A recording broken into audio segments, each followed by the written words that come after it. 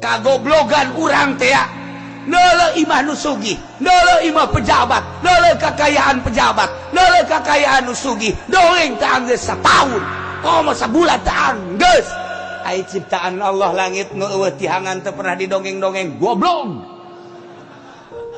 Ai ciptaan Allah langit aya panon poean teu pernah didongeng-dongeng kaanehanana.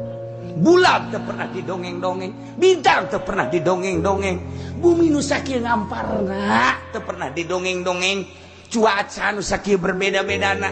Urang di Tangerang lompat ka Bogor rada beda cuaca setik, lompat deui ka Cianjur rada beda deui setik, lompat deui ka Bandung rada beda deui setik, urang ka Pangalengan ka ditu rada beda deui cuacana. Naik ka Garut urang beda deui, ka Cikajang lain deui, ka Samarang lain deui, ka Pamengpeuk ka ditu lain deui. Emang Pamengpeuk di mana? Tuh tungtung dunia Pamengpeuk.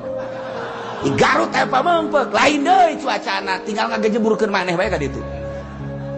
Lain deui. Ieu keur carita di Indonesia, urang nyaba wari nyaba urang ka Uzbekistan lain deui tiris, nyaba ka Iran musim tirisna salju lain deui, nyaba urang ka Baghdad, nyaba ka Yordania beda-beda. Nang nyiptakeun sako teu pernah didongeng-dongeng di jero hate minimal.